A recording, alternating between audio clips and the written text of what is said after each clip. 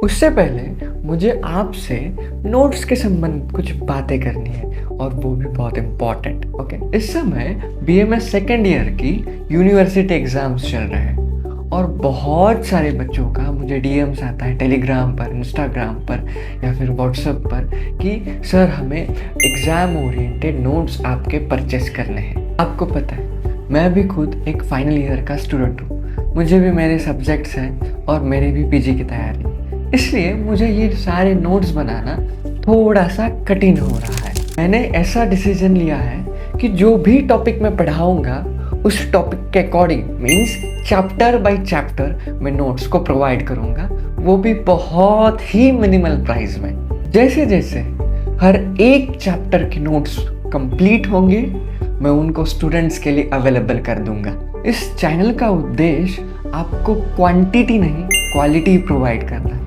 आपका सपोर्ट और अंडरस्टैंडिंग मेरे लिए बहुत मायने रखते हैं। इस वीडियो में मैंने आपको द्रव्यगुण पेपर 1 का जो रस टॉपिक है उसमें मधुर रस, आम्ल रस, लवण रस और पंचमहाभौतिक संघटन एक्सप्लेन किया है। देखिए, जैसे रस टॉपिक में इतने सारे टॉपिक्स हैं लेकिन हमें सब नहीं करने, we have to deal with the very important one. Okay, जैसे मैं आपको इस वीडियो में बहुत ही पिक्युलर टॉपिक्स पढ़ाऊंगा जो समझ में कठिन है क्योंकि टाइम थोड़ा कम है, बाकी का पीडीएफ थ्रू आप पढ़ लीजिए। ओके, मीनिंग ऑफ रसा ये है, रसोत्पत्ति पर क्वेश्चन पड़ता है, पंचभौतिक पर प्रश्न पड़ता है और इस पर तो एलक्यू आता ही है और अतियोग लक्षण इसमें ही इंक्लूड कर दिया है मैंने। और अनुरस और सेवन, रस सेवन औषधीय क्रम पे क्वेश्चन पड़ता है। जैसे मैंने कहा था कि we have 6 PDF of this topic. सबसे पहले वी हैव दिस रस निरुक्ति का ये पहला पीडीएफ है जिसमें रस निरुक्ति मैंने बताई है पहला, पंचमहाभूत है, रसोपलब्धि और षड्रस में 3 पीडीएफ है, मधुर, आम्ल, लवण। इस पीडीएफ पर काम चालू है। अगर होपफुली मैं ये 3 ही पढ़ाने वाला हूँ, मधुर, आम्ल, लवण, ये 3 ही रस मैंने पढ़ाने वाला हूँ। Okay, because these are very important LQ topics. इसका ये बाद में आपको प्रोवाइड कर दूंगा, लेकिन मधुर, आम्ल, लवण रस को तो अच्छे से कीजिए, ठीक है। सो उसको अच्छे से आपको करना है। ये 3 टॉपिक्स मैंने की पीडीएफ है। रस निरुक्ति इम्पॉर्टेंट बड़ा टॉपिक नहीं है, आप समझ, हम नोट्स में ऐसे लिखते हैं कि बहुत आसानी से समझ जाए, ठीक है, आप पढ़कर भी समझ जाएंगे। लेकिन ये जो पंचमहाभूत है इसमें छोटी सी ट्रिक बताने वाला हूँ जो बच्चों को पता नहीं होती, क्योंकि पंचमहाभूत वो रटने लगते हैं कि इस ये पृथ्वी प्लस जल, पृथ्वी प्लस, ट्रिक के सहारे हम उसको ग्रास्प करेंगे। क्योंकि उत्पत्ति में जब रस की उत्पत्ति आपको लिखनी पड़ती है, मधुर रस की उत्पत्ति लिखिए तो आपको उत्पत्ति से स्टार्ट करना पड़ता है पंचमहाभूत की, तो वो। और रसोपलब्धि भी बहुत ईजी है, उसका भी पीडीएफ मैं प्रोवाइड करने वाला हूँ। जैसे मैंने आपको कहा था ये सारे 6 पीडीएफ आपको बहुत ही मिनिमल प्राइस में 25 रुपीज़ में आपको मिल जाएंगे। ओके, 6 पीडीएफ कंबाइंड रस टॉपिक के 25 रुपीज़ में आपको मिल जाएंगे। डिस्क्रिप्शन में व्हाट्सअप नंबर है हमारा, उस पर आप कॉन्टैक्ट कर सकते हैं, डीएम कर सकते हैं, ठीक है बच्चा। देखो, लेट्स स्टार्ट विद द पंचमहाभौतिक संगठन ऑफ षड्रसा।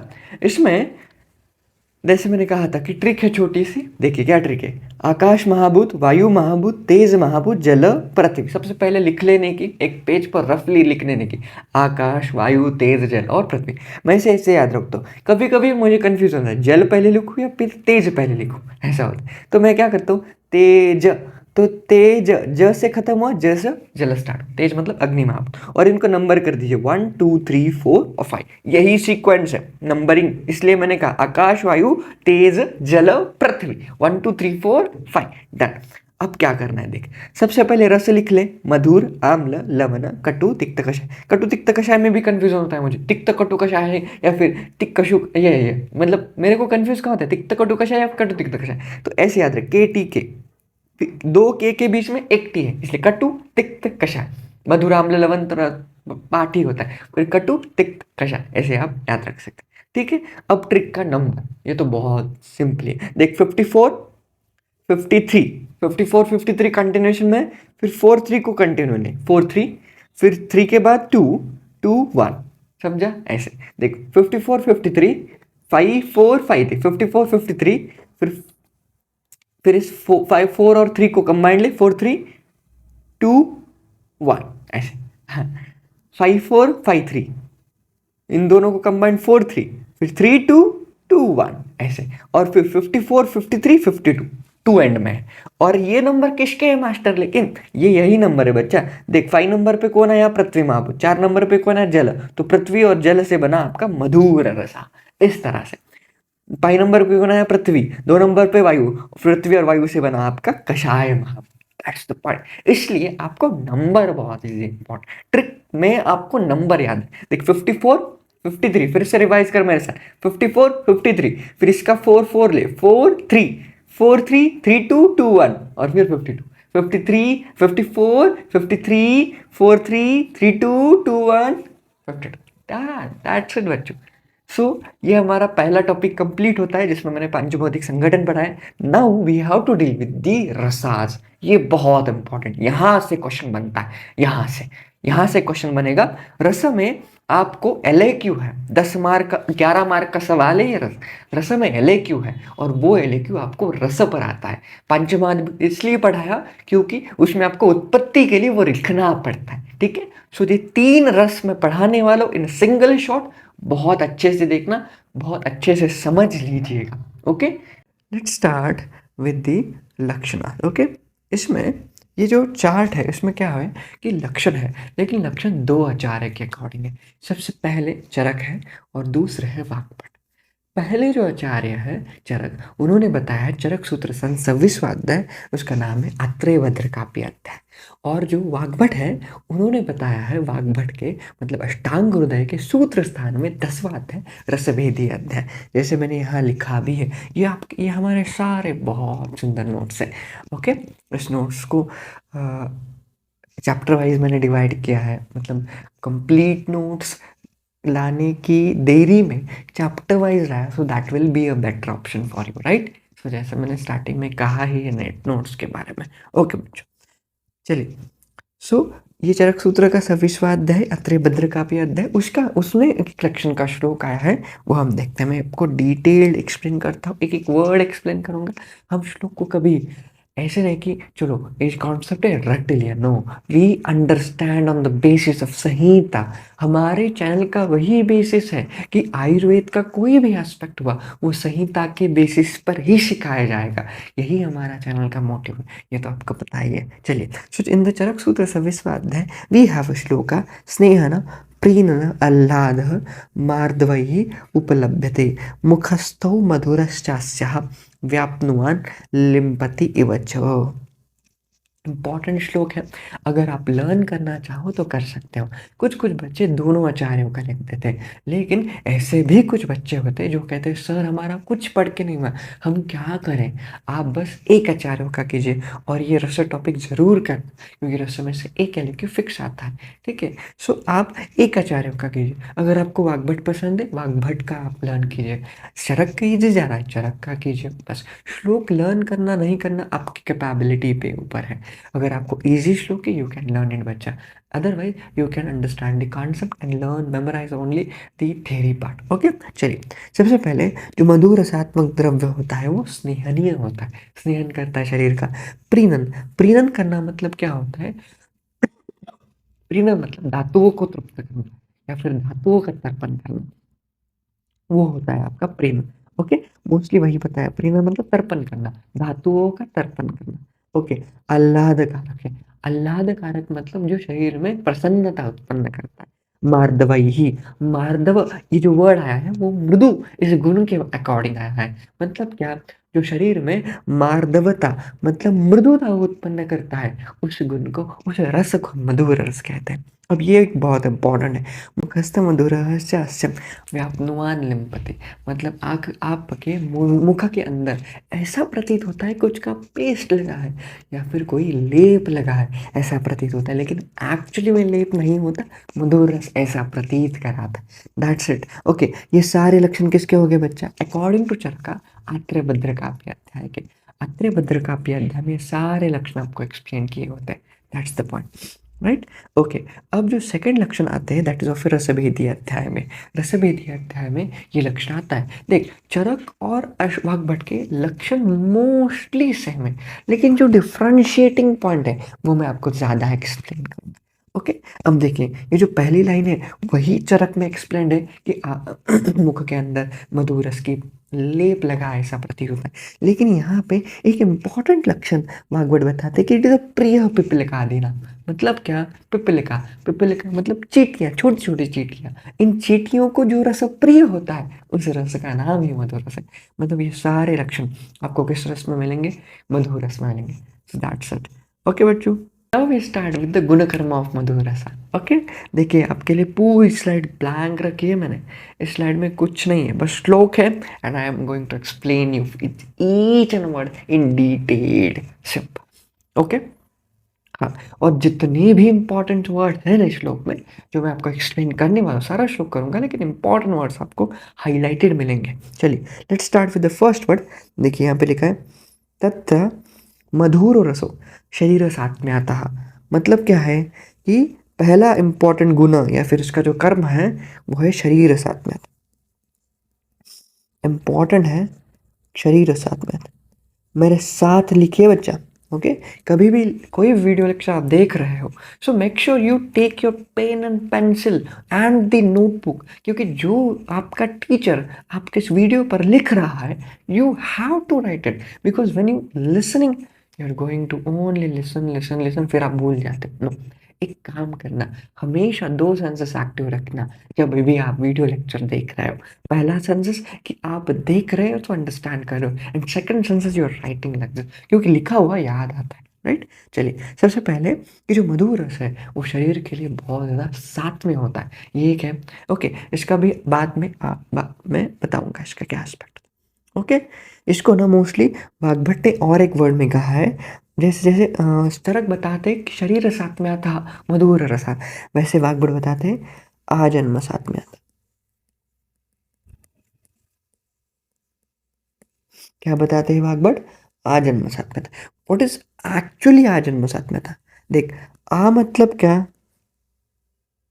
जन्म से। ओके, आ मतलब से, लेकिन किस से? जन्म से।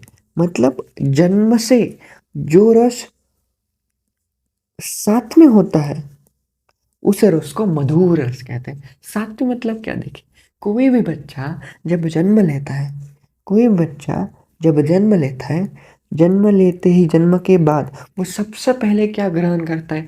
सबसे पहले वो क्या खाता है? सबसे पहले वो क्या पीता है? ऑब्वियसली मातृस्तन्य। ठीक है, और ये जो मातृस्तन्य होता है ये कौन से रसात्मक होता है? Obviously it include is a स्तन, मधुर रसात्मक।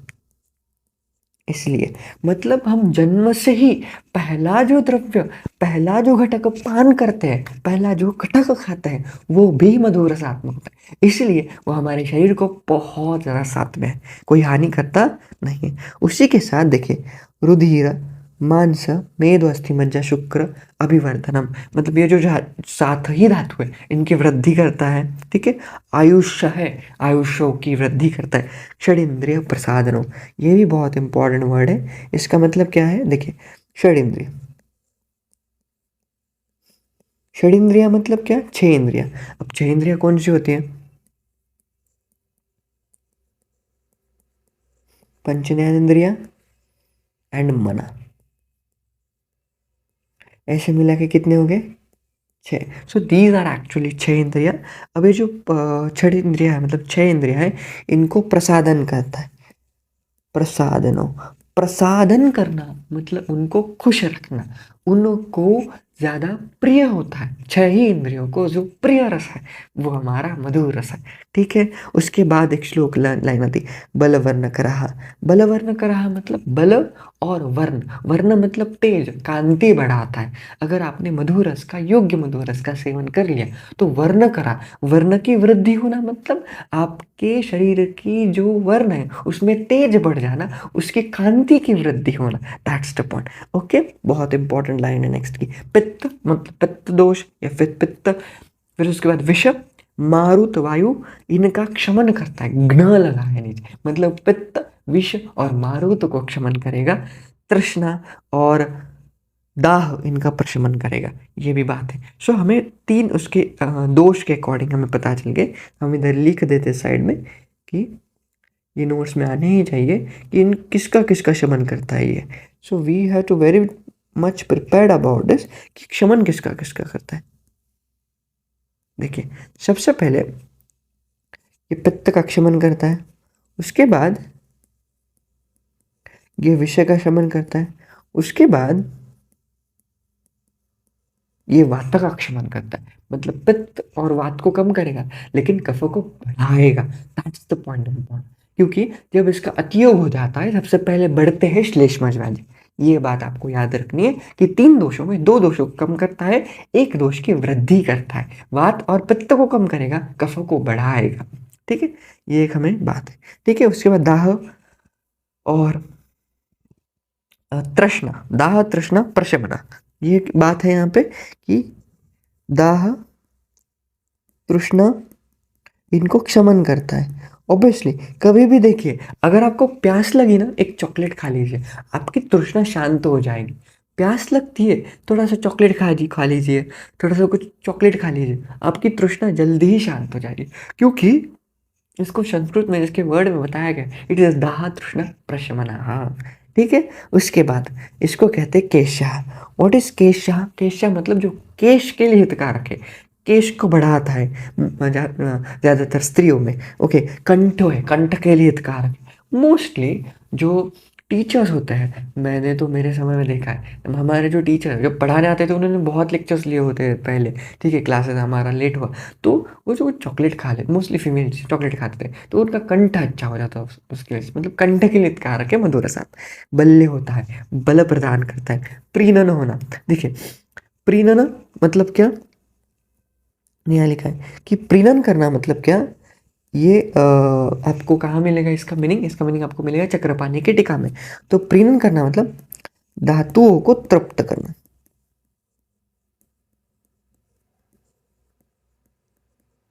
प्रीणन करना मतलब एक्चुअली में धातुओं को तृप्त करना, उसको प्रीणन कहते हैं। ये भी करने का काम कौन करता है? आपका मधुरस। उसके बाद उसका एक वर्क आता है दैट इज ऑफ जीवनी, जीवन करता है ऑब्वियसली, जीवन मतलब आयुष्य कर है। और तर्पण हो, तर्पण मतलब धातुओं को तर्पण करना, धातुओं को तृप्त करना, एक ही मीनिंग के वर्ड है।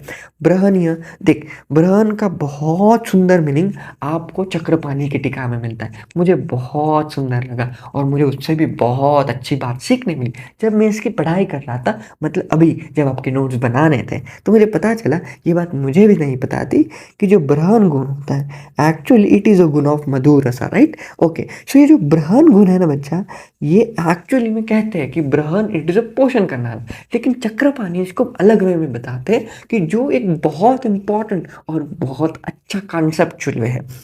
हमें पता है कि ब्रहण मतलब पोषण करना, लेकिन चक्रपाणी ये कहते हैं कि ब्रहण मतलब वो गुण, मतलब मधुर रस ब्रहण करता है। मतलब क्या करता है? मधुर रस शरीर में स्थूलता उत्पन्न करता है। क्या बात है भाई, क्या उत्पन्न करता है?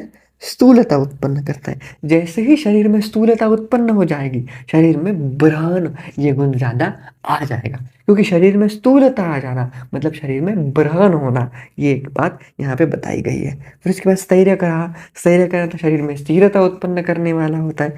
क्षीण क्षत संधान करो, ये भी बहुत इंपॉर्टेंट वर्ड बताया है। चलिए मैं इसको डिकोड करता हूँ। क्षीण है, क्षत और संधान करो, मतलब क्या होता है कि देखिए क्षीण मतलब क्या? क्षीण मतलब क्षीणता। अगर किसी व्यक्ति का शरीर बहुत क्षीण हो गया है, मतलब किसी व्यक्ति का शरीर बहुत कृश हो गया है, किसी व्यक्ति का शरीर पतला हो गया है धातुओं के जीर्ण हो जाने के कारण, उसको क्षीण कहते हैं, मतलब क्षीणता आ जाना। ठीक है, इस क्षीणता को दूर करने का काम कौन करता है? मधुरस। Very good.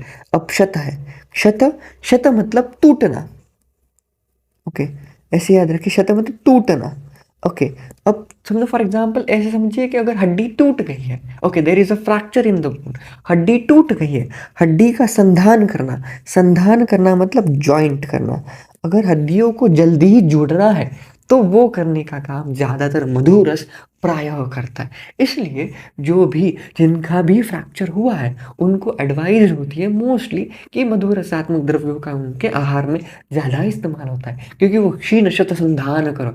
बहुत इंपॉर्टेंट ये लक्षण है इसका, आप स्टार मार्क कर लीजिए, ये बहुत इंपॉर्टेंट लक्षण। उसके बाद एक इंपॉर्टेंट लक्षण था घ्राण। घ्राण मतलब नासा, मुख मतलब मुख, कंठ, ओष्ठ, जिह्वा, जीभ, इनका प्रह्लाद करता है। प्रह्लाद करना उनके लिए प्रिय है, मतलब ये सारे जो हमारे मुख है, जिह्वा है, उनके लिए तो टेस्टी ही हुआ इसलिए।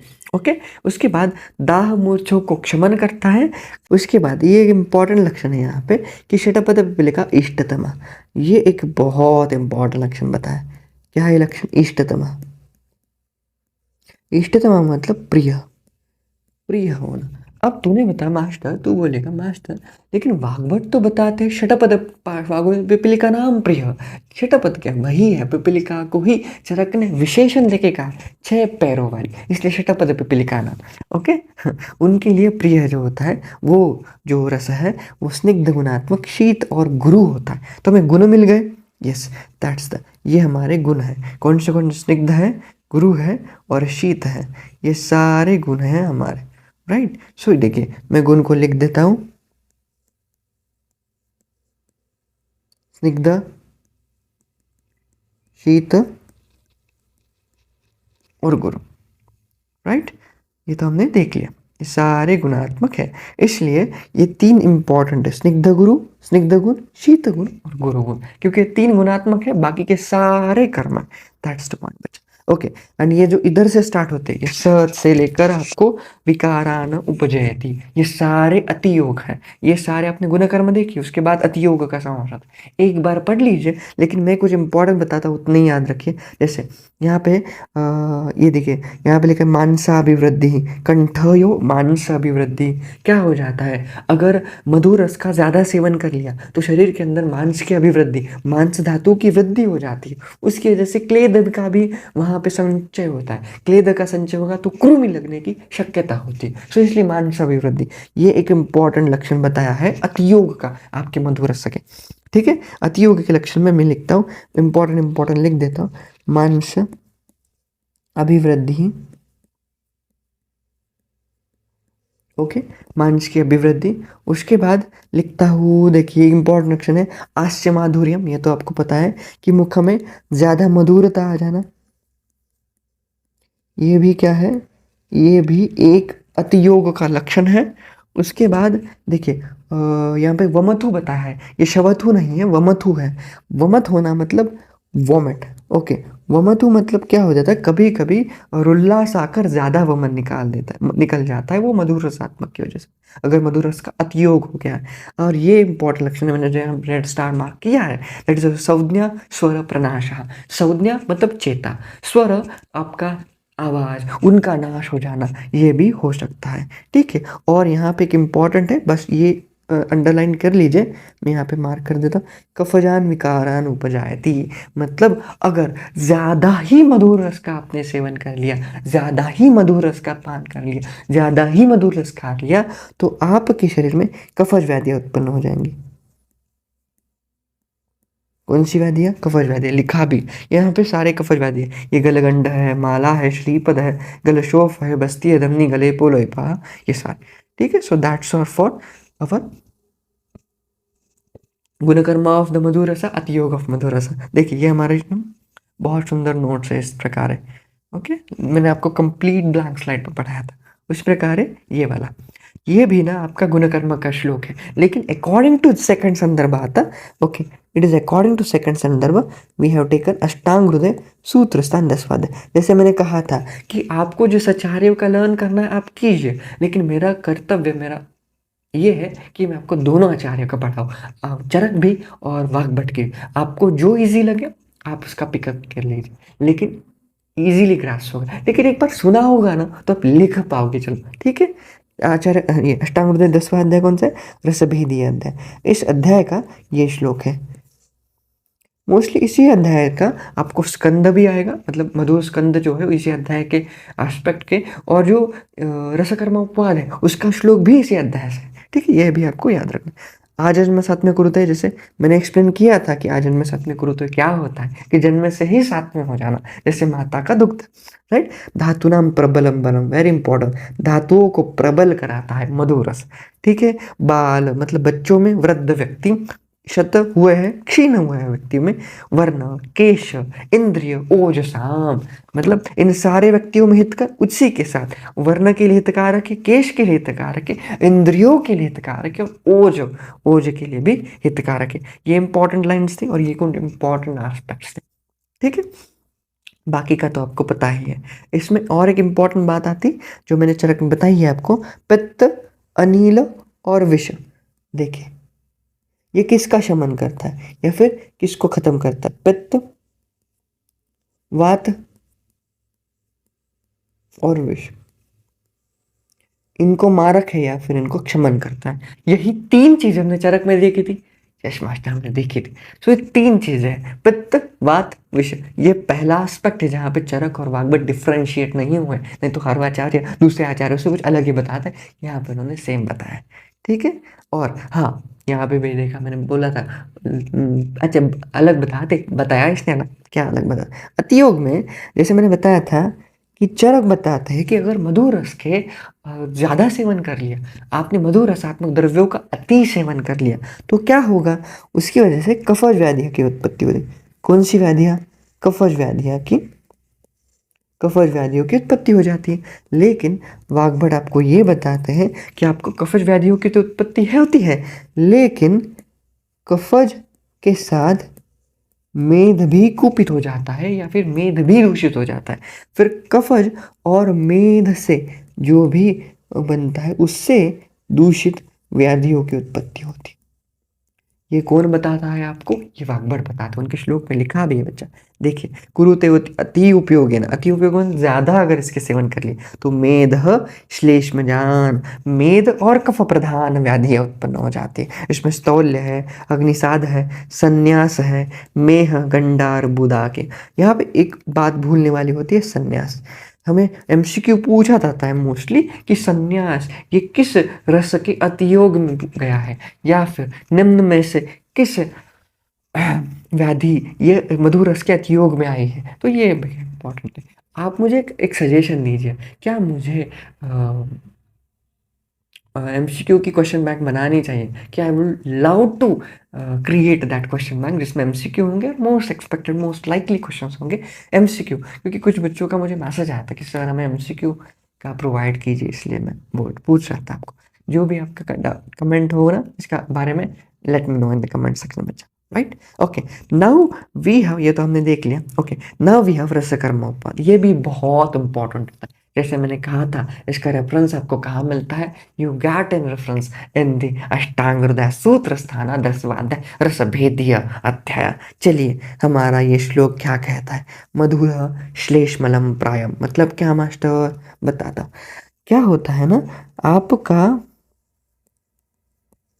जो मधुर रस है, प्रायः मतलब इन जनरल, कौन सा भी मधुर रस, प्रायः या फिर इन जनरल, आपका जो मधुर रस है वो देख, प्रायः श्लेष्मलम। What is श्लेष्मल? श्लेष्मल मतलब कफज होता है या फिर कफज व्याधियां उत्पन्न करने वाला, उसे हम क्या कहते हैं? उसे हम श्लेष्मल, मतलब मधुर रसः श्लेष्मलम प्रायः मतलब कोई भी रस जो प्रायः प्राइम में, in general it is just कफज व्याधियों को बढ़ाता है। लेकिन देखिए, अब इसमें अपवाद क्या है, कर्म अपवाद क्या है? देखिए, सबसे पहले जीर्णतशाली। जीर्णशाली मतलब तंदुल, मतलब राइस। अब जीर्ण मतलब क्या? पुराने। अब कितने पुराने, इसमें वाग्भट बताते हैं 1 साल पुराना। अगर कोई ऐसा शाली है, कोई ऐसा ओदन है, कोई ऐसा तांदुल है जो 1 साल पुराना हो, उसे जीर्णशाली कहते हैं। उसके बाद यव, उसके बाद मुद्ग,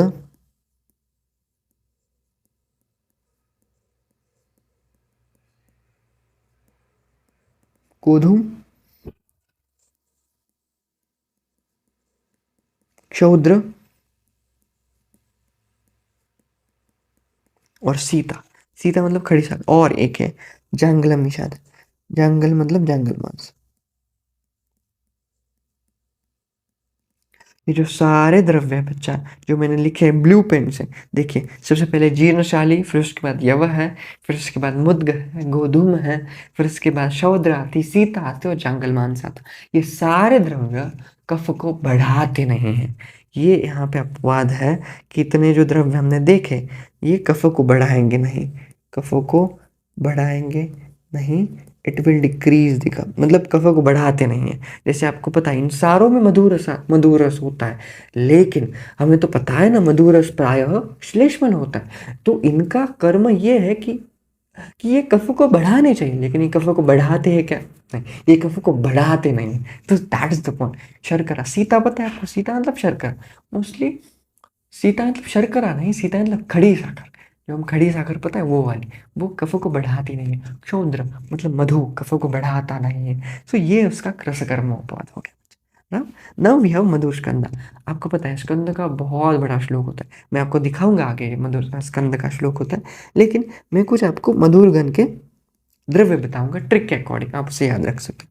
देखिए 2 3 4 ऐसी ट्रिक है। 2 मैदा, 3 भला, 4 पर नहीं। 2 मैदा, मैदा, महामैदा। 3 बला कौन से? बला, अति बला और महाबला। ये 3 बला हो गए, और 4 परनी। 4 परनी कौन से? प्रश्न, माश,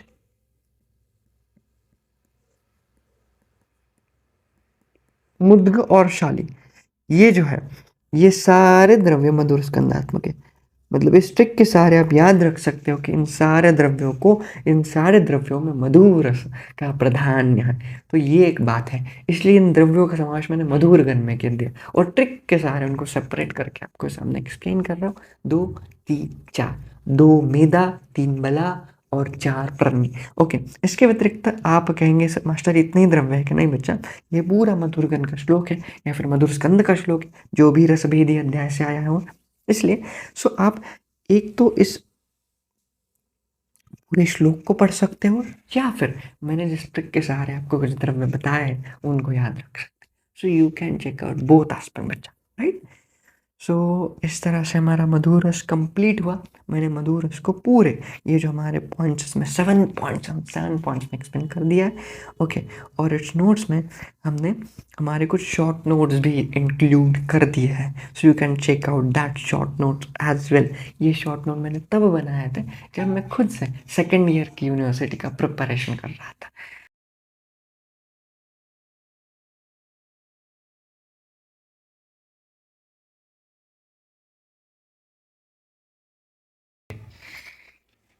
सबसे पहले ओके, सो लक्षणा का है, लक्षणा यही है। तो आपको मैंने बताया था कि उत्पत्ति किस प्रकार निकालनी है।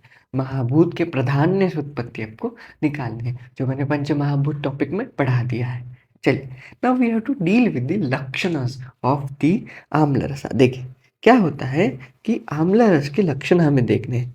ओके, तो लक्षण ऑफ आम्ल रस, जैसे मैंने कहा था कि हमें 2 रीस एस्पेक्ट में देखना, एक तो चरक का है और एक वाग्भट के, राइट।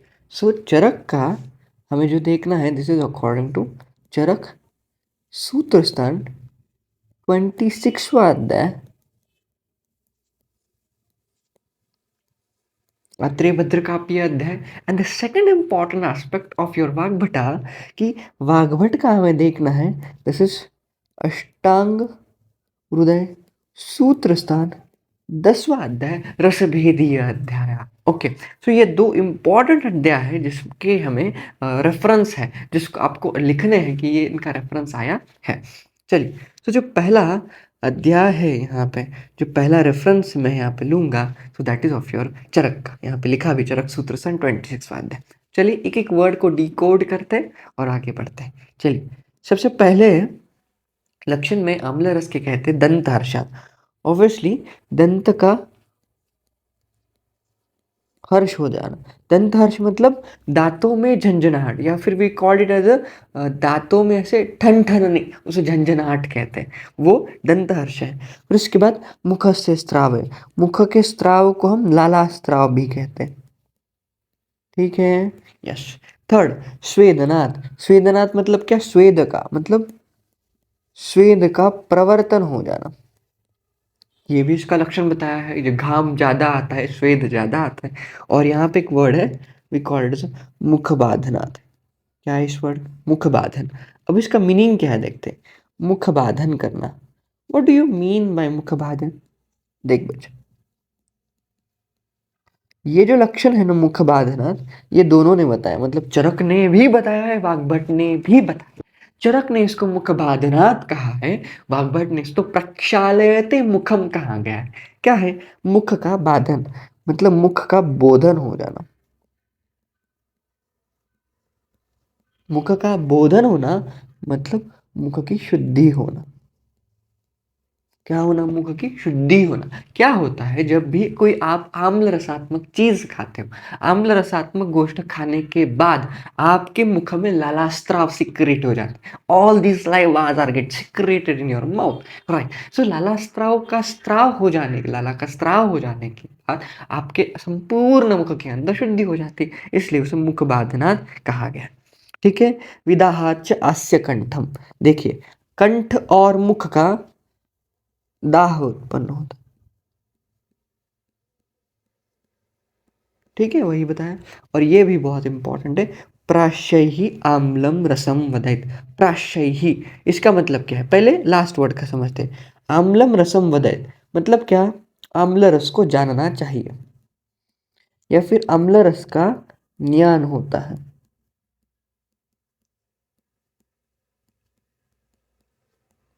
अम्ल रस का ज्ञान होता है, लेकिन यहाँ पे बताए कैसे होता है वो बताए। सो अम्ल रस का ज्ञान प्राश्ययी होता है। प्राश्ययी, वेरी इंपॉर्टेंट।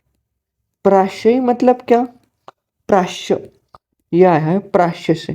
प्राश्य मतलब इसको चखना, मतलब वो वाला चखना, मतलब वाला चखना नहीं। चखना मीन्स असली चेक, दैट इज कॉल्ड लोणचं। पता है ना आपको लोणचं? लोणचं को आप कैसे चखते हो, इट इज कॉल्ड प्राश्यही। मतलब आम्ल रस का स्वाद आपको बस प्राश्यही करके ही समझ जाता है, दैट इज ऑफ फिर आम्ल रस। अब ये तो हो गए चरक के। Now we have to deal with the Vagbhata, that is of फिर रसभेदी अध्याय। जैसे मैंने कहा था कि वहां पे मुख बाधनात् था, यहाँ पे क्षालयते मुखम, ये लक्षण आया।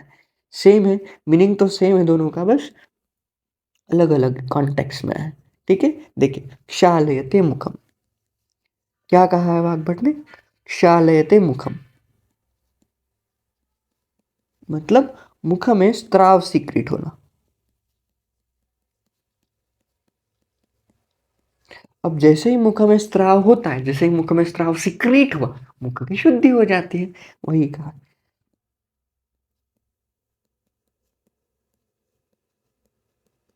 मुख में जैसे ही स्त्राव सीक्रेट हुआ, मुख की शुद्धि हो गई, सो इसलिए उसको शालयते मुखम कहा गया। हर्षणो रोम दंतानाम, ऑब्वियसली रोम हर्ष है और दंत हर्ष है, इन्होंने दोनों बताया है। चरक ने रोम हर्ष बताया नहीं था, चरक ने सिर्फ दंत हर्ष बताया था। ये भी बात वेरी इंपॉर्टेंट है कि रोम हर्ष ये लक्षण किसने बताया? ये सिर्फ वाग्भट ने बताया, लेकिन जो आपका दंत हर्ष ये लक्षण दोनों ने बताया। एमसीक्यू पूछे जा सकते हैं, मैं तो ऐसा एमसीक्यू बनाता हूँ बच्चा। ठीक है।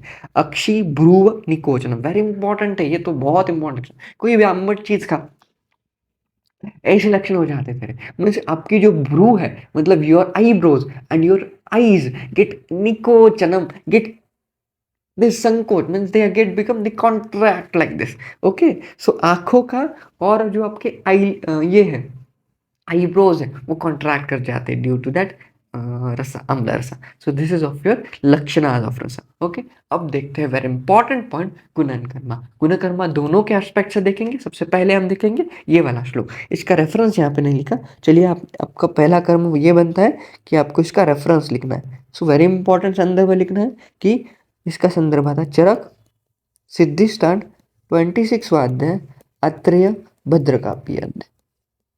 ये जितनी बार आप लिखोगे ना आपको याद हो जाएगा, इसलिए मल्टीपल टाइम्स लिखिए। ठीक है, चलिए क्या बताया देखिए। अम्ल रसो भक्तम रोचयति, क्या है? अम्ल रसो भक्तम रोचयति मतलब क्या? अम्ल रस जो होता है, फॉर एग्जाम्पल अम्ल, इसका मतलब क्या है कि अम्ल रस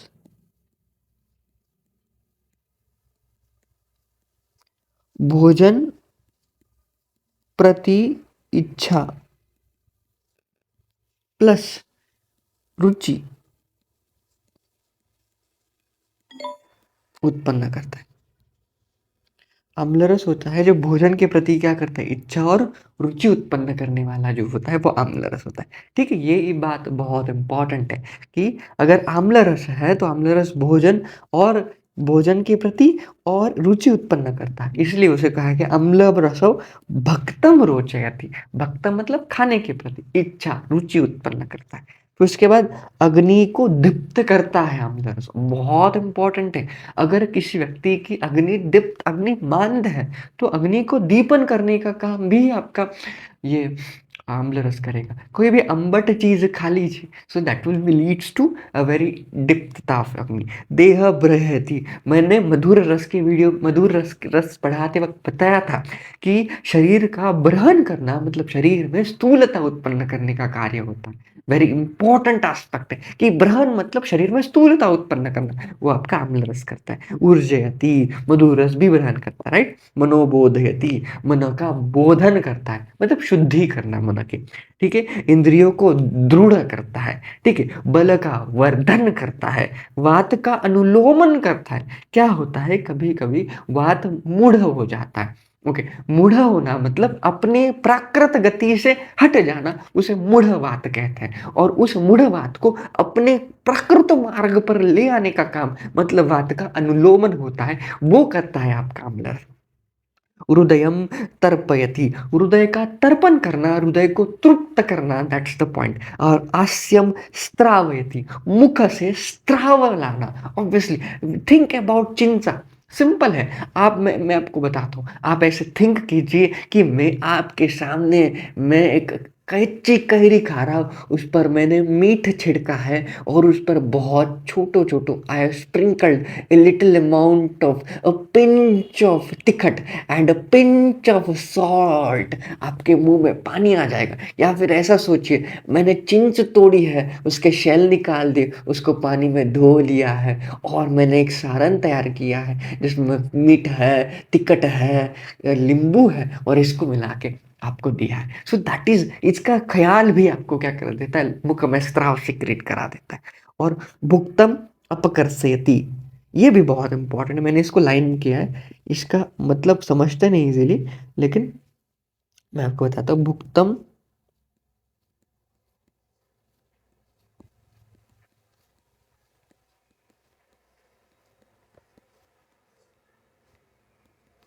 भुक्तम अपकर्षयति, व्हाट इज भुक्तम अपकर्षयति? देख, भुक्तम मतलब भोजन,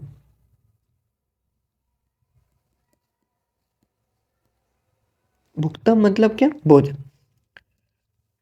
अब भुक्तम मतलब भोजन। अब क्या करता है ये आपका आम्ल रस,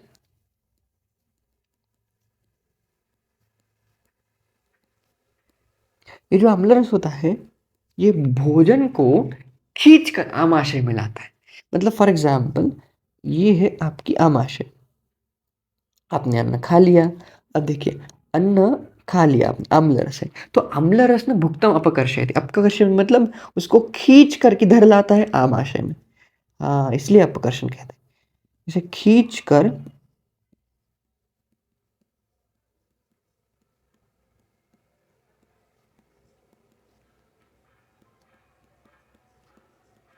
आमाशय में लाता है, इसे कहते हैं भुक्तम अपकर्षयति। डन, ये एक इंपॉर्टेंट था।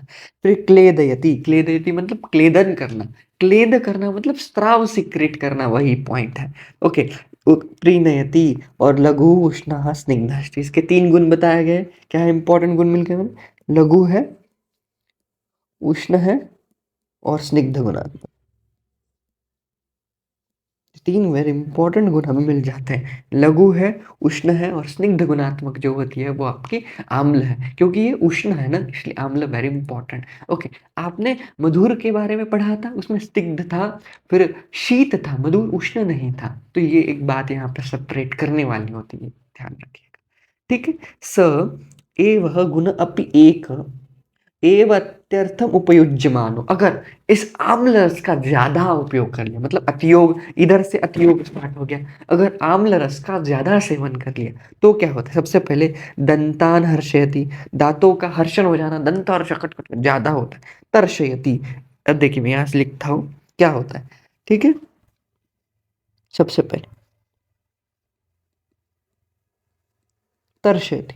अब तर्शयति मतलब क्या होता है कि तृष्णा का शांत न होना, उसे तर्शन कहते हैं। मतलब आप अगर पानी पी रहे हो तो आपको आपकी आप पानी पिए तो आपकी प्यास मिट जाती है पानी पीने के बाद, क्योंकि आपको तृप्त फील होता है। लेकिन इस एस्पेक्ट में, इस आम्ल रस के अतियोग में, आपने जैसे आम्ल रस का अतियोग हो गया तो आप कितना भी पानी पीजिए आपकी तृष्णा शांत नहीं होगी, उसे तर्शयति कहा जाता है। मतलब इसमें क्या कहते हैं, तृष्णा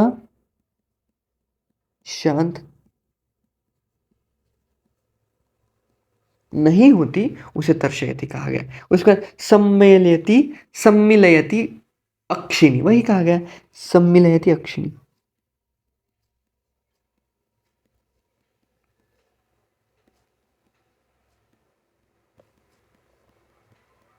हमेशा आंखें छोटी है ना, क्योंकि हमेशा प्रतीत होता है कि हमारा दांतों में झंझनाहट है, सो इसके वजह से आंखें बहुत संकुचित हो जाती। उसके बाद संवेजयति लोमानी, ऑब्वियसली रोमहर्ष को ही संवेजयति लोमानी। कफम विलापयति, कफ का विलाप होना, ये उष्ण है ना, उष्ण की वजह से कफ को विलीन कर देता है। मतलब क्या, कफ को द्रव रूप ज्यादा करता है। सिंपल है, बहुत इंपॉर्टेंट है। कफ है, कफ को द्रव रूप करना, कफ को विलीन करना, मतलब कफ को मेल्ट कर कर द्रव रूप लाना, वो करता है। ठीक है। पित्तम अभिवर्धयति, व्हाट वेरी इंपॉर्टेंट, क्या बढ़ाता है? पित्त बढ़ाता है।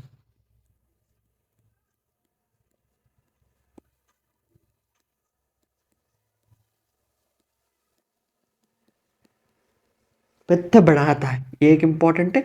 रक्तम दूषित, किसको दूषित करता है? रक्त को। रक्त ऑब्वियसली पित्त बढ़ाएगा तो रक्त दूषित होगा। ठीक है। मांस का विदाह कर देता है। कायः मतलब शरीर, शरीर को शिथिल कर देता है। क्षीण, क्षत, कृश, दुर्बल, श्वेथु आपादयत, इनमें शोथ उत्पन्न हो जाता है। अब इन व्याधियों में, अब कुछ व्याधियां आई हैं बच्चे यहाँ से। ठीक है, जैसे अभिहत, दष्ट, दग्ध, इनका एक एक का वर्ड का मीनिंग देखते हैं।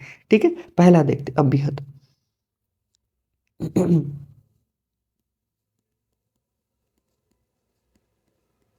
अभिहत मतलब चोट लगना। उसके बाद अभिहत हो गया दष्ट। दष्ट मतलब क्या? दष्ट मतलब कि कोई भी विषैला प्राणी है, उस विषैले प्राणियों का दंश हो जाना, उसे दष्ट कहते हैं। ठीक है। सो ये एक बात है कि विषैला प्राणी है, विषैला प्राणियों का दंश, उसे क्या कहते हैं हम? दष्ट। उसके बाद दष्ट हो गया। देख, यहाँ ये कुछ व्याधियां हैं। हाँ, अगर इन व्याधियों में आपने अम्ल रस का ज्यादा ही सेवन कर लिया तो इनका पाक हो जाता है। इन व्याधियों का, ये व्याधियों की अवस्था पक्व हो जाती है। क्यों होती है, कैसे होती है, आगे हम प्राप्ति दी गई। लेकिन आपको सबसे पहले ये व्याधियां समझनी बहुत इंपॉर्टेंट है कि ये व्याधियां क्या होती है। अभिहत मतलब क्या, दष्ट मतलब क्या, दग्ध मतलब क्या, रटना नहीं है, कॉन्सेप्ट समझिए। ओके। अभिहत पता चल गया, क्षत हो जाना मतलब टूटना, फटना। अभिहत होना मतलब मैंने अभी बताया चोट लगना। दष्ट मतलब विषैले प्राणियों का दंश लगना। अब आया दग्ध। ठीक है। दग्ध मतलब क्या?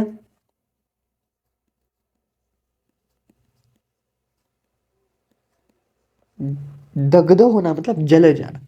क्या होना? जल जाना। ओके।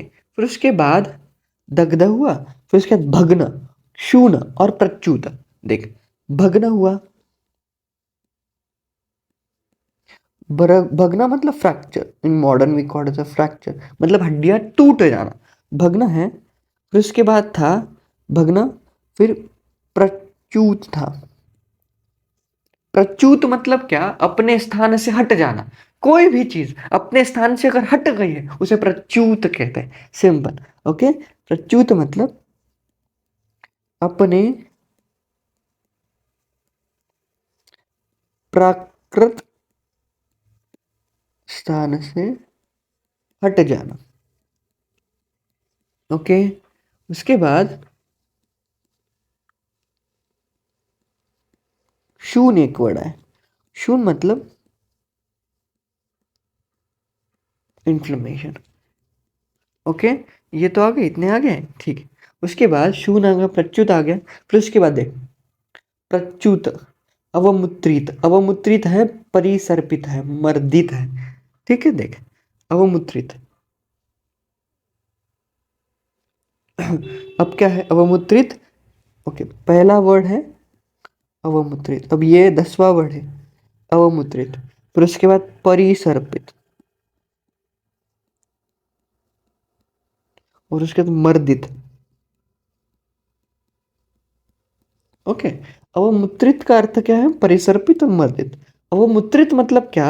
कोई भी विषैला प्राणी है, कोई भी विषैला प्राणी है, पशु पक्षी है, उसका मूत्र अगर शरीर से स्पर्श हो गया या फिर उसका मूत्र शरीर पर गिर गया, उसे अवमुद्रित कहते हैं। सिंपल।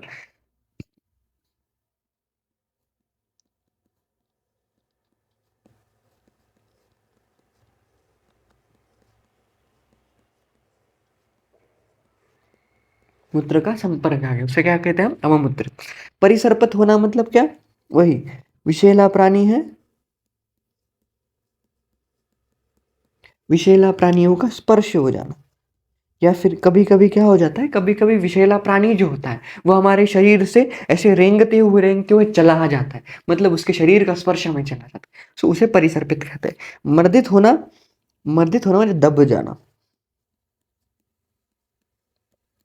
उसे मर्दित कहते हैं। ठीक है, कितने हो गए? मर्दित हो गया, परिसर्पित हो गया। अब देख यहाँ पे है मर्दित, छिन्न, भिन्न।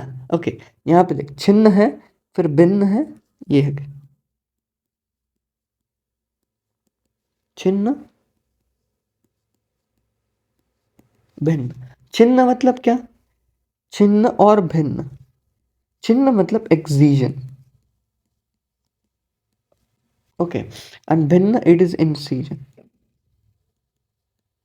इसको क्या कहते हैं? We called it excision, we called it incision. मतलब एक बात हमेशा याद रखिए कि छिन्न मतलब क्या? कोई भी भाग कट कर अलग हो जाना, उसे छिन्नता कहते हैं। और भिन्न मतलब इंसीजन, मैंने taken incision, just that is incision. Okay, फिर उसके बाद विश्लिष्ट। विश्लिष्ट का अर्थ होता है सेपरेट हो जाना। ओके, विश्लिष्ट मतलब सेपरेट हो जाना। फिर उसके बाद उद्भिद उत्पिष्ठानि। देख, विश्लिष्ट, उत्पिष्ठ।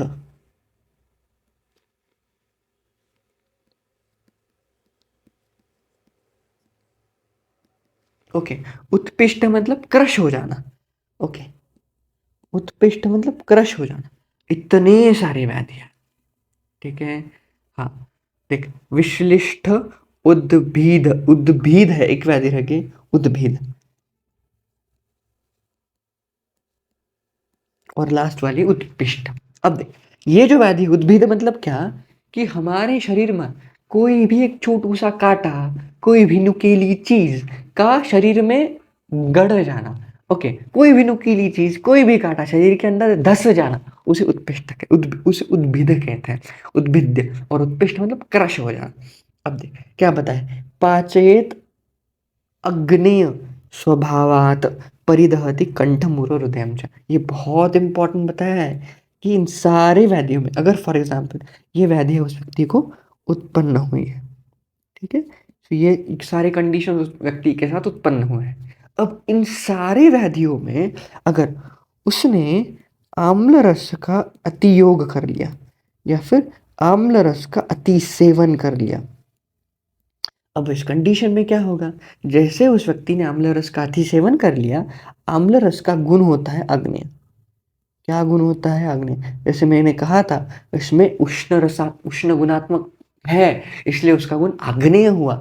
तो जैसे ही आग्नेय गुण हुआ, आग्नेय गुण के कारण इन सारे व्याधियों में पाक हो जाता है। पाक मतलब ऑब्वियसली क्रिएट पस। सो दैट इज, इसलिए जैसे ही इस व्याधि में पाक हो जाएगा तो इसमें परिदहती, शरीर में दाह उत्पन्न होगा। वो भी दो जगह, तीन जगह, एक तो कंठ प्रदेश में, एक उरह छाती प्रदेश में, और एक हृदयम च और हृदय प्रदेश में। सो ये सारे एस्पेक्ट है, हमने एक वर्ड को डिटेल्ड एक्सप्लेन कर दिया है बच्चा। Okay, now we have to deal with the according to Vagbhata. ये श्लोक है छोटू सा है, वाग्भट के इतने बताया नहीं, वाग्भट ने, मैंने लिख दिया है, आप पढ़ सकते हैं कि वाग्भट बताते प्रीणन क्लेदनो लघु। अगर मतलब ये लक्षण पहला है कि प्रीणन करता है, क्लेदन करता है, लघुता है। ओके, देखिए, करोति कफ पित्तास्त्र मूढ़ वातानुलोमन। कफ पित्तास्त्र मतलब क्या है? कफ, पित्त और रक्त, इनको वृद्धि करता है। कफ को बढ़ाता है, पित्त को बढ़ाता है, और रक्त की भी वृद्धि करता है। देख, जब पित्त की वृद्धि होगी, पित्त दूषित होगा, पित्त बढ़ेगा, ऑब्वियसली रक्त बढ़ेगा, राइट। ये सारे काम कौन करता है? आपका अम्ल रस करता है। और मूढ़ वातानुलोमन, जिसमें मैंने कहा था कि मूढ़ मतलब क्या होता है? मूढ़ मतलब ऐसा वात जिसकी प्राकृत गति बदल गई है, विकृत हो गई है, उस वात को अपने जगह पे लाने का काम उसे अनुलोमन कहते हैं। वो करता है आपका अम्ल रस। ठीक है बच्चों, और ये कुछ व्याधियां उत्पन्न करता है, जैसे मैंने सारे व्याधियां यहाँ पे लिख दिए अकॉर्डिंग टू वाग्भट।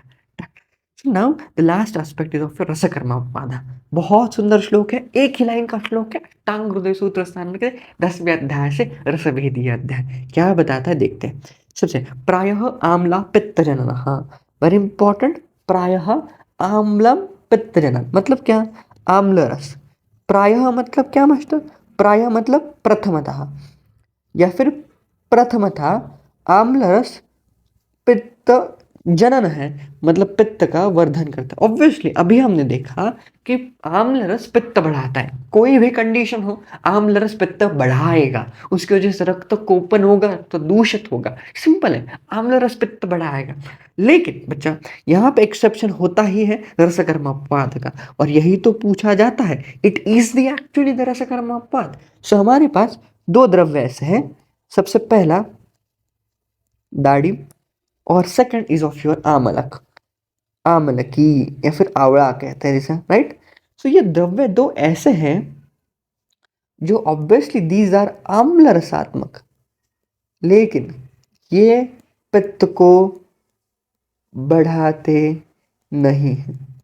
समझा? मतलब ये पित्त का वर्धन करेंगे क्या? नहीं, हमें पता है अम्ल रस प्राय पित्तवर्धक है, लेकिन दो द्रव्य ऐसे हैं जिनको हम एक्सेप्शन में लेंगे, एक दाड़िम है और एक आमलकी है, जो पित्त का वर्धन नहीं करेंगे। दिस इज एक्चुअली ऑफ रस।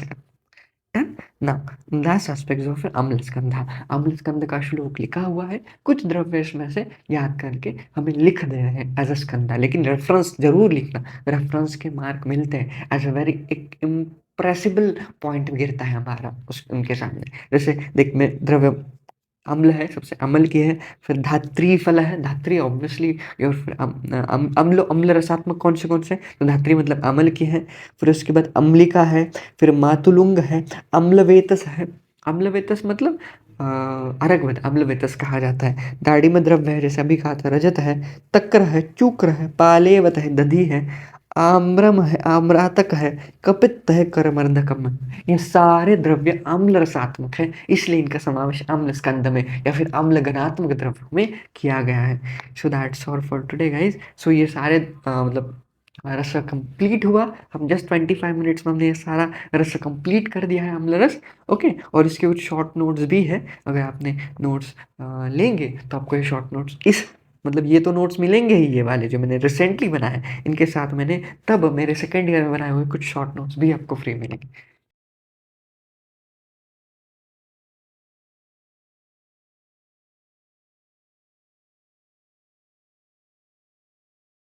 चलिए इसको भी इसी सारे पॉइंट्स के आधार पर पढ़ते, उत्पत्ति आपको आती है, लक्षण से स्टार्ट करते हैं। चलिए लेट्स स्टार्ट विद द लक्षण।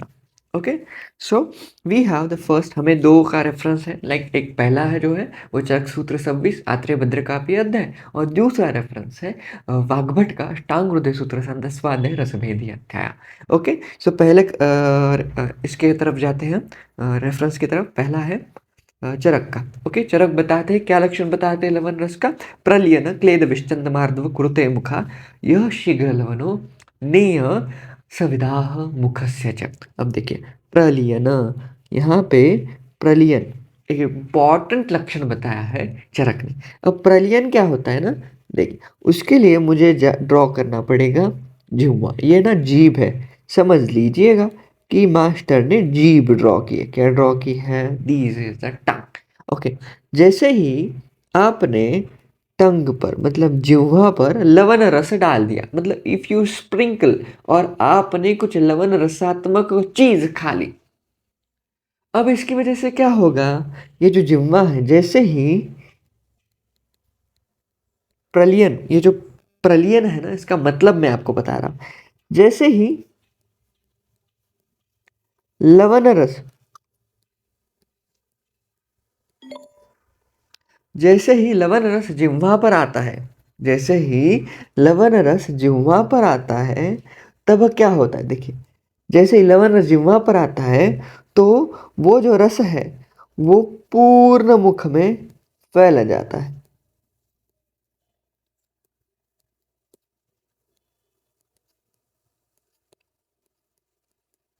फैल जाता है। आपने करके भी देखा होगा कभी कभी कभी। इसके बाद क्या कीजिए, एक चिमूट भर नमक लीजिए और उसको जिह्वा पर रखिए। होता क्या, कुछ ही टाइम में वो जो है ना, वो जो लवण है वो लाल, मतलब लालास्त्राव या फिर सलाइवा सिक्रीट करने लगे। मतलब आपको शरीर, वो लवण ने जैसे जिह्वा को टच किया, आपके शरीर में सलाइवा सिक्रीट होगी और सलाइव की वजह से वो रस संपूर्ण मुख में स्प्रेड हो जाएगा। ठीक है, ये पहला है प्रलियन, इसका मतलब। उसके बाद है क्लेद विश्चंद मार्दव। मार्दव मतलब मृदुता। लेकिन ये जो क्लेद और विश्चंद है ना, इसका मतलब चरक और चक्रपाणी के अकॉर्डिंग बहुत भिन्न भिन्न है, वो मैं आपको आगे बताऊंगा। ओके, यह शीघ्र लवणोनेय, ये जो है ये सारे लक्षण शीघ्र ही समझ जाने चाहिए किसके है, लवण रस के। और एक इम्पॉर्टेंट लक्षण है सविदाह मुखस्य च, मतलब ये जो लवण रस है ये क्या करता है,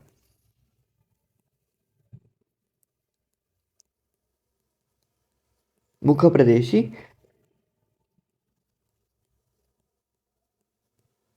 दाह उत्पन्न करता है। ये क्या करता है, मुख प्रदेशी दाह उत्पन्न करता है। So that is the one of the important लक्षण, कि मुख प्रदेशी दाह उत्पन्न कराना, उसी के साथ प्रलियना, और ये सारे लक्षण किसके हैं, हमारे लवण रसाचे। अब मैं, जैसे मैंने आपको बताया था क्लेद विश्चंद और मार्दवा, इसका जो एक्सप्लेनेशन है अकॉर्डिंग टू चरका और चक्रपाणी थोड़ा थोड़ा भिन्न है। मैं उसको पहले आपको समझाता हूँ। देखिए क्लेद, चरक कहते हैं कि kleda is nothing but moisture. You know क्लेद क्या होता है, kleda is the moisture. Okay, विश्चंद मतलब अकॉर्डिंग टू चरका, विश्चंद का अर्थ होता है लालास्त्र। क्या मीनिंग होता है, लालास्त्र। और मार्दव मतलब मृदुता, मार्दव मतलब मृदुता। लेकिन अगर चक्रपाणी की ओर देखा जाए तो चक्रपाणी ये कहते हैं क्लेद को उन्होंने लालास्त्र कहा। किसको लालास्त्राव कहा है उन्होंने, क्लेद को। लेकिन विश्चंद को उन्होंने लालास्त्राव नहीं कहा है, उन्होंने उसको मॉइस्चर भी नहीं कहा है। विश्चंद मतलब क्या होता है उनके अकॉर्डिंग, कि क्लियरनेस, वो जो संपूर्ण रूप से प्रसर हो जाना, वो बताया गया है। और मार्दवता है जो मृदुता। ठीक है, वही एक्सप्लेन कर दिया, ये भी आप लिख सकते हैं आपके एलएक्यू में। And the second important aspect, that is the second important lecture, that is of Vagbhata, Ashtanguruday Sutrasthana, दसवाध्याय रसभेदियध्याय। इसमें कुछ नहीं, वही लक्षण है जो चरक का है, स्यंद्यंती आस्यतः। स्यंद्यंती अस्यम, अस्य म्हणजे मुख, स्यंद्यन होना मतलब स्प्रेड होना। मुख में लवण रस बहुत शीघ्र गति से फैलता है, उसे स्यंद्यंत कहा गया।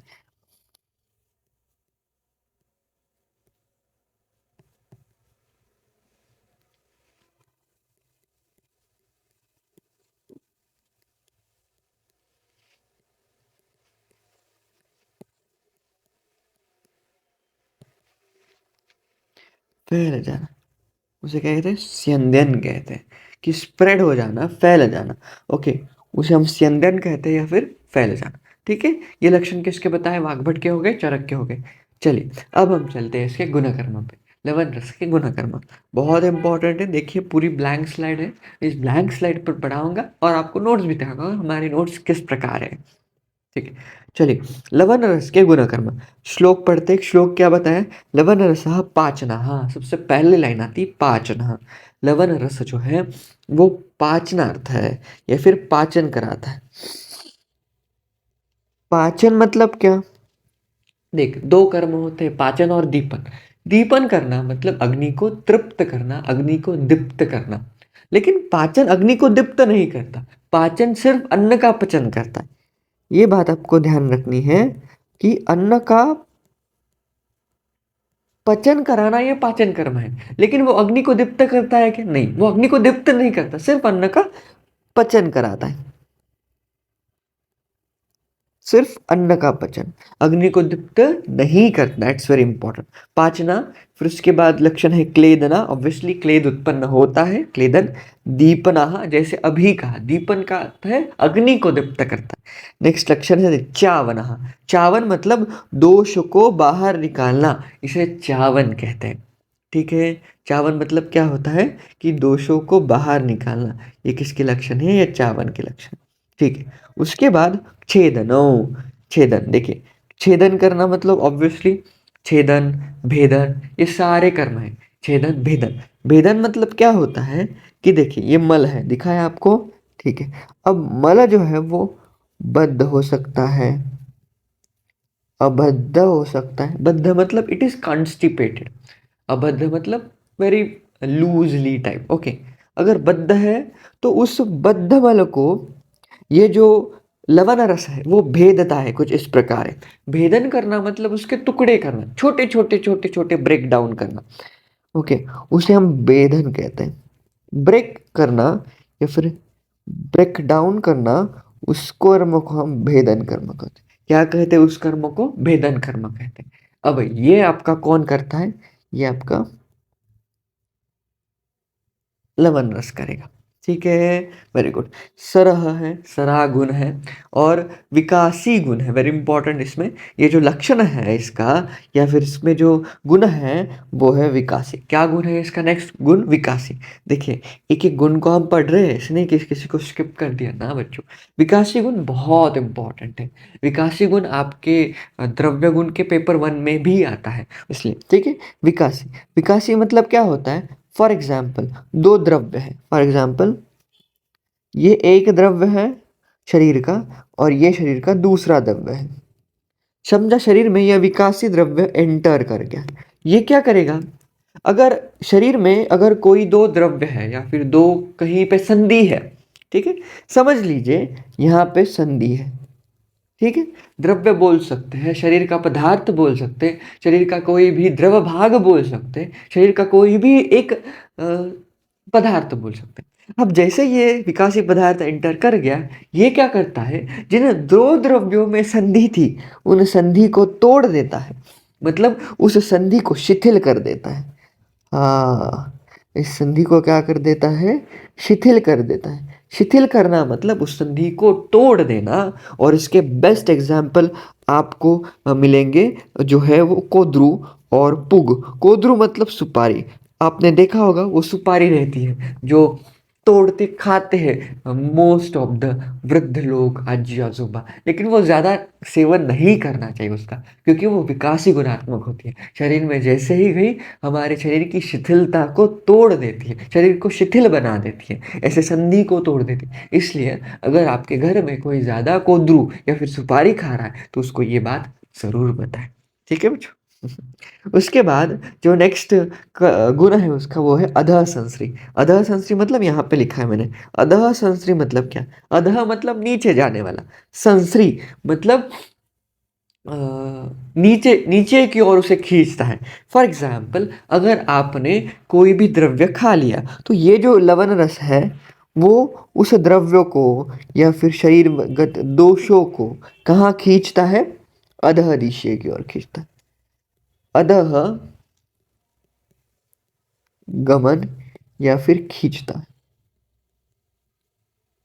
अधःगमन करता है या फिर खींचता है, दैट इज ऑफ अधः संश्लिष्ट। सिंपल है, द्रव्य हो या फिर दोष हो, लवण रस उनको खींचकर नीचे की ओर लेके आता है। उसके बाद उसका इंपॉर्टेंट लक्षण है, इंपॉर्टेंट गुण है अवकाश करो, वेरी इंपॉर्टेंट। ये एमसीक्यू में पूछा जा सकता है कि कौन से रस का गुण है अवकाश करो।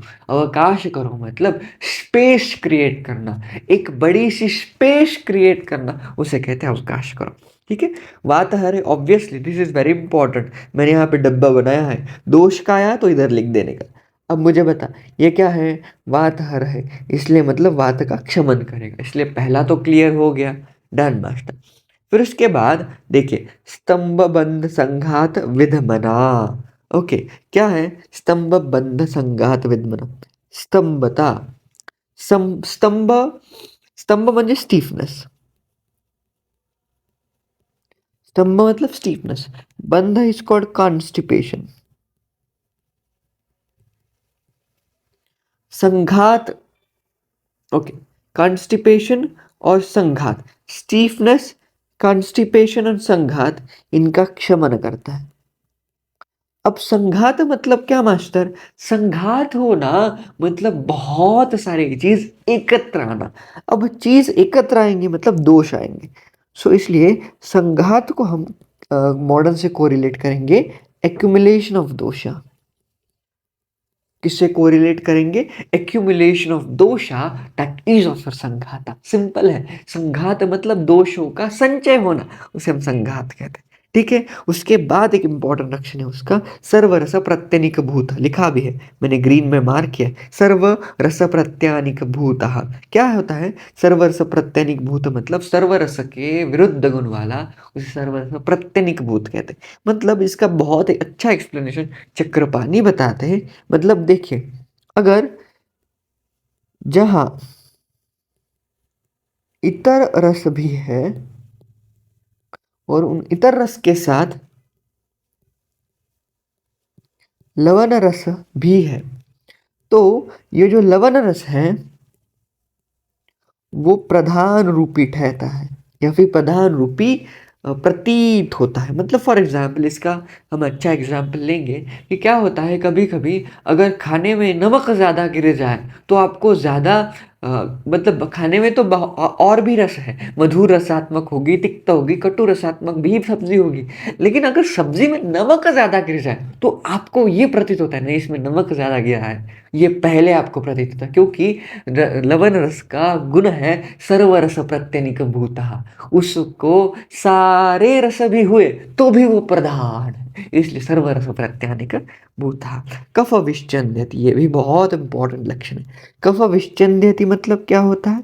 कफ है, कफ का विश्चंद होना, कफ विश्चंद, कफ विश्चंद होना मतलब क्या होता है? कफ द्रव रूपी होना, कफ मेल्ट हो जाना, उसे विश्चंदी कहते हैं। कफ द्रव रूपी होना, द्रव रूपी जैसे कफ हुआ, कफ मेल्ट हो जाता है, इसकी वजह से कफ का प्रकोप होता है।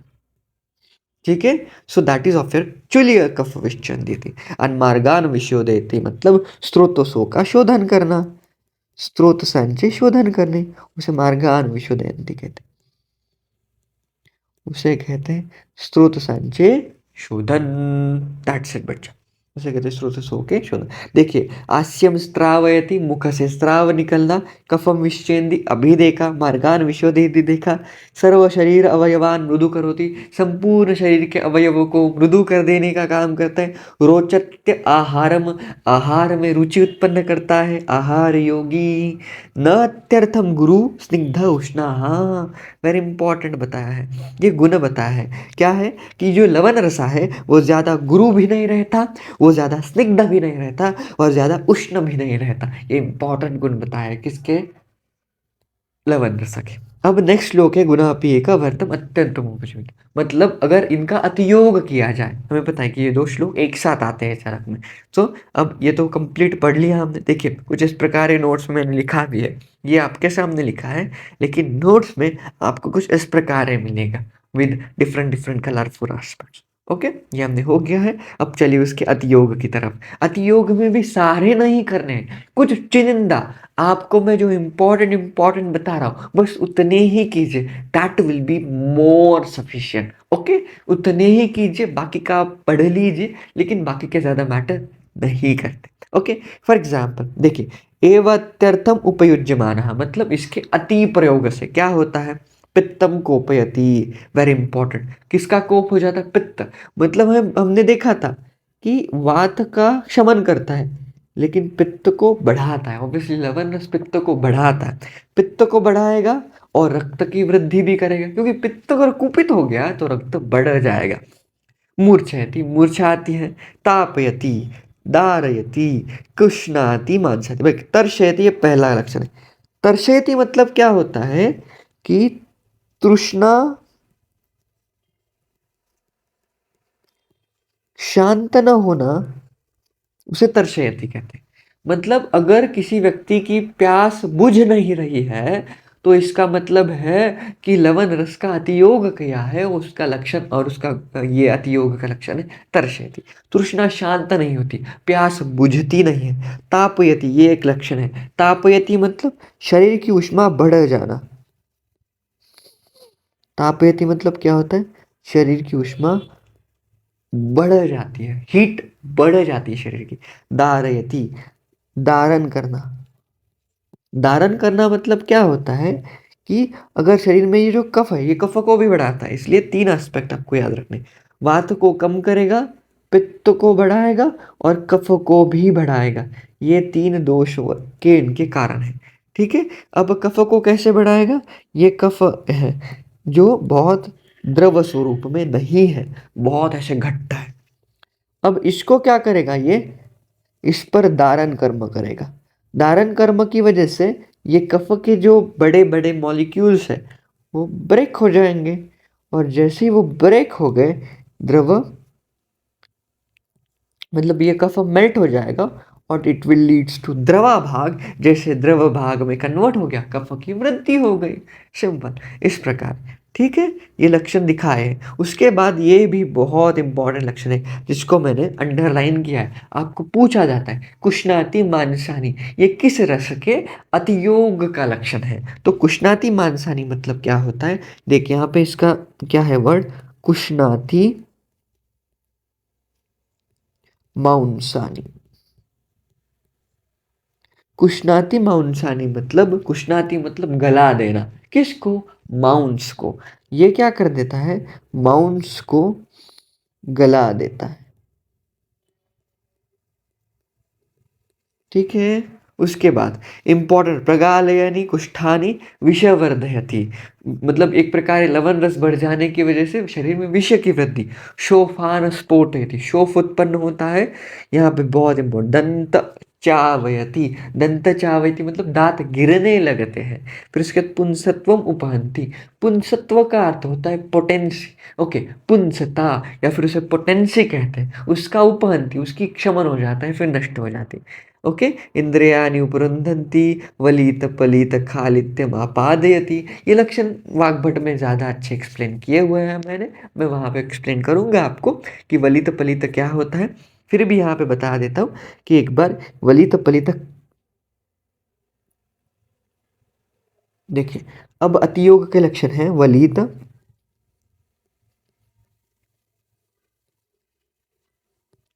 वलित है, पलित है, खालित्यम है।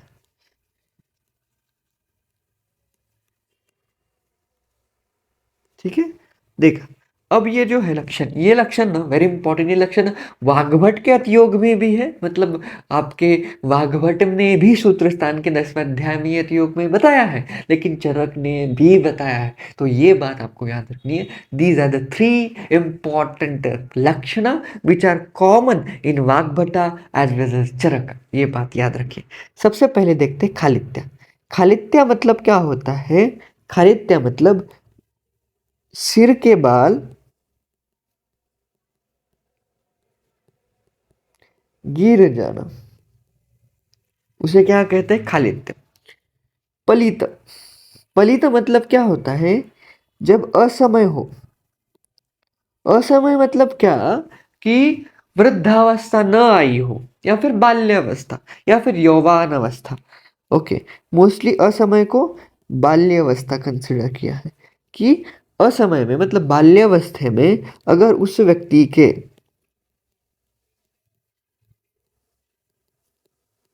सिर के बाल अगर सफेद है या फिर सफेद हुए हैं तो हम उसे पलित कहते हैं। क्या कहते हैं हम उसे?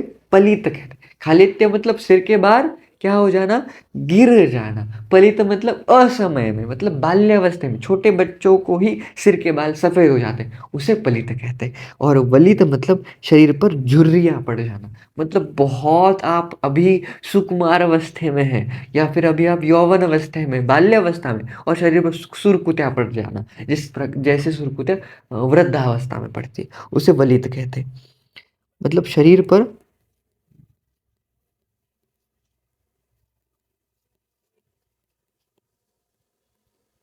झुर्रियां पड़ जाना, उसे क्या कहते हैं? वलित कहते हैं। Done, that's all. और यहाँ पे एक बहुत इंपॉर्टेंट व्याधि का वर्णन किया गया है कि ये सारे व्याधि होते हैं, आप एक बार पढ़ लीजिए, लेकिन उसमें भी एक इंपॉर्टेंट व्याधि है, यहाँ पे मैंने मार्क की है, इंद्रलुप्तता। इंद्रलुप्त का according to the modern it is called as alopecia.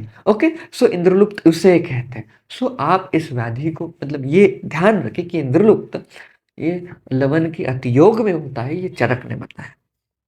Done बच्चों? Yes master. अब देखते हैं हमारे वाग्भट के कुछ गुण और उनके कर्म। पहला जो श्लोक है वो गुण कर्म का है और फिर उसके अतियोग का श्लोक आएगा जिसे हम देखेंगे। चलिए, सबसे पहले लवण। लवण रस क्या क्या लक्षण गुण बताता है अकॉर्डिंग टू वाग्भट्टा, जिसका 10वां अध्याय में। स्तंभता, स्तंभ मतलब स्टीफनेस, संघात। अब देख, यहाँ पे भी संघात आया है, लेकिन इस संघात को, लेकिन ये जो संघात है इसको वाग्भट ने अलग तरीके से एक्सप्लेन किया है। वाग्भट ने किस प्रकार एक्सप्लेन किया देखिए। फॉर एग्जाम्पल वाग्भट बताते हैं कि चलिए कंसिडर कीजिए कुछ इस प्रकार स्रोतस है। ओके, क्या है ये? स्रोतस है। अब इन स्रोतसों में फॉर एग्जाम्पल बहुत सारे रेणु, रेणु मतलब स्मॉल माइन्यूट पार्टिकल, जिसे हम कंपेयर करते हैं वो रेणु है। मतलब एक स्रोतस है और उसमें बहुत सारे ये रेणु है। अब इन स्रोतसों में अगर बहुत सारे रेणु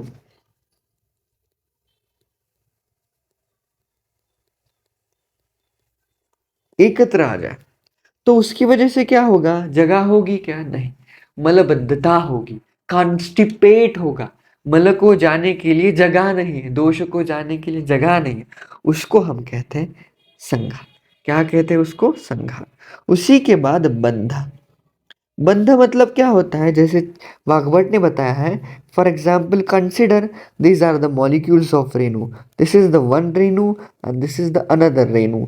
अगर इन दो रेणुओं में जो भी संधि है या फिर बंध है उसे हम क्या कहते हैं? हम उसे बंधन कहते हैं। जो भी संधि है, जो भी बंधन है, हम उसे बंध कहते हैं।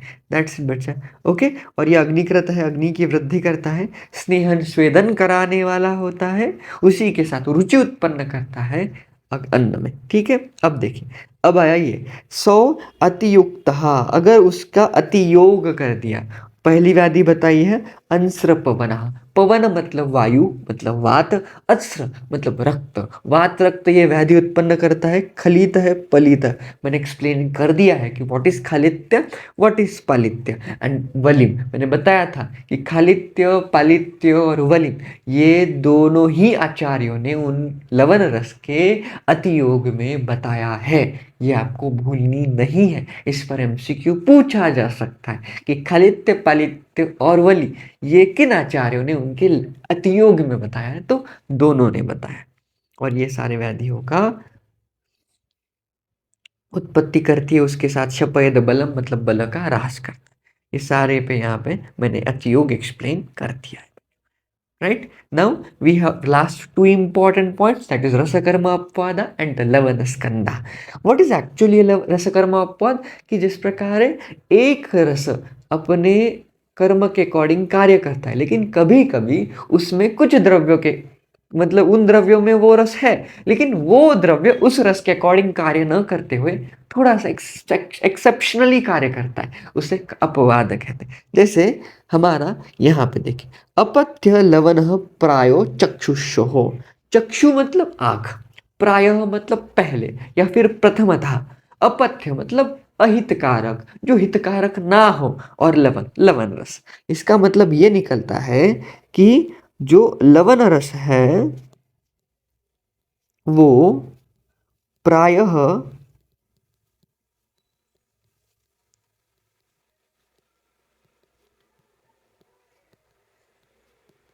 आंखों के लिए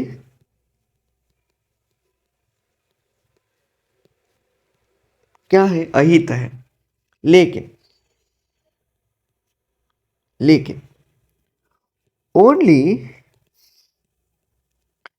सैंधव ऐसा है, we have exception for the saindhava, कि जो चक्षु हितकारक है।